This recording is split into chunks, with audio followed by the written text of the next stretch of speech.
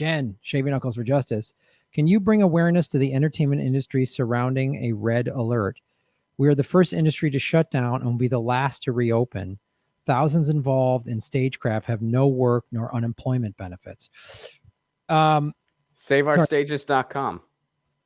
Gene, yeah, thank you. So it's saveourstages.com. Ron, can you explain that site? Yeah, so I mean, I've been talking about it on my show a fair amount. It is legislation. There's two pieces of legislation it's connected to, and it is a bipartisan effort. And it's there's a couple policies involved, and one of them is, loans that will have to be repaid, which I know isn't completely ideal. But for some venues, this is the difference between whether or not they stay open.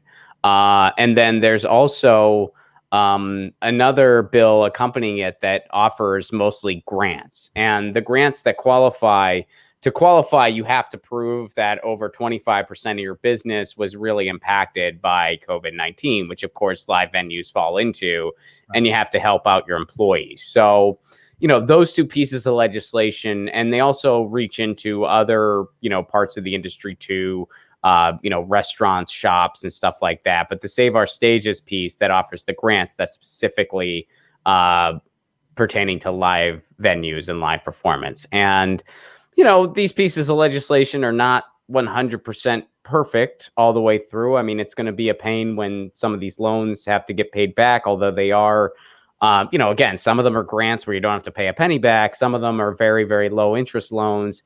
It's not perfect policy, but for a lot of venues, if this thing doesn't get passed, it's the difference between whether or not they're still going to be standing next year.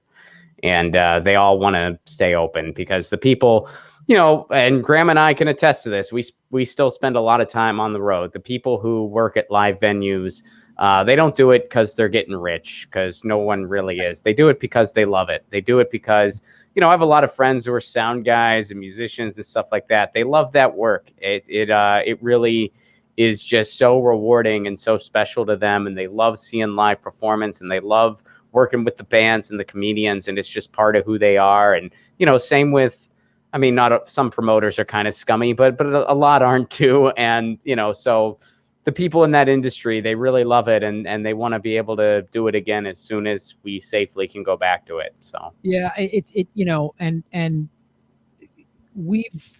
our specific tour, the Progressive Comedy Tour, really tried to find sort of non-alternative venues. We've got some great relationships with some of the big comedy clubs, and they're in the same boat. The big comedy clubs, the rock venues.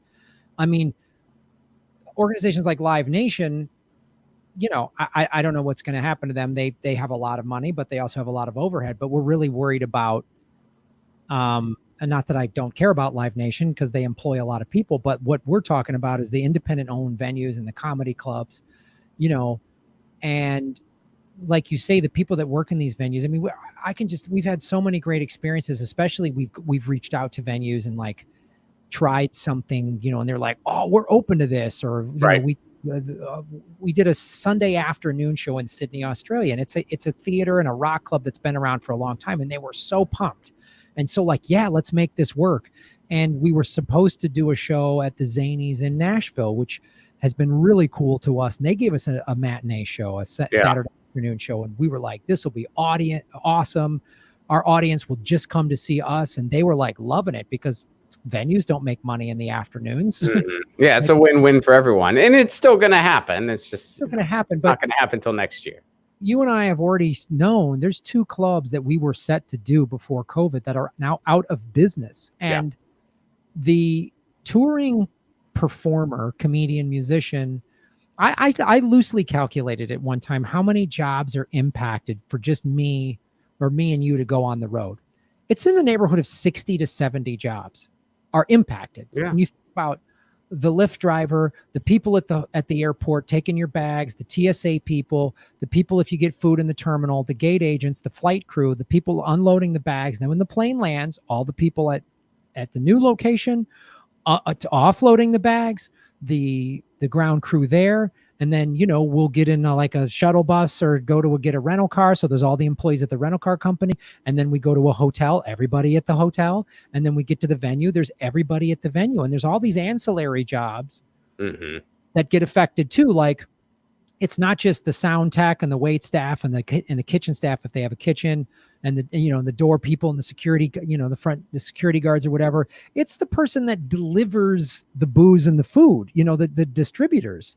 Yeah. Like that person is out of a job. I mean, and all the companies along the way are impacted by that. And so it's like 60. Well, and you think of neighborhoods. Yes. You think of neighborhoods too. I mean, yeah, maybe, okay, so maybe you don't go to live performance all that much, and, live performance, it's not essential per se. I get that. But here's the thing, that live venue, say someone's going to a show and they have some time to kill beforehand. They might want to get dinner somewhere else as part of their evening. They might want to grab a round of drinks or two. They might be walking by and going, hey, I never noticed that record store in my neighborhood. I can't wait to go there again in the future and pick up the Whiskey and a T-shirt LP, I mean, so there's all these community benefits that live venues provide. And I think to overlook that is, is very much a mistake. And I hope this policy, does go through, and saveourstages.com is where you can sign that petition to get those pieces of legislation through.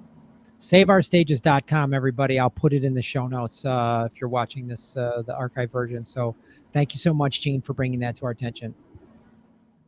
Hey, everyone. Great ways to support the show are go to patreon.com/Graham Elwood, where you get bonus content for as little as $2 a month, or rockfin.com/Graham Elwood, a blockchain cryptocurrency platform.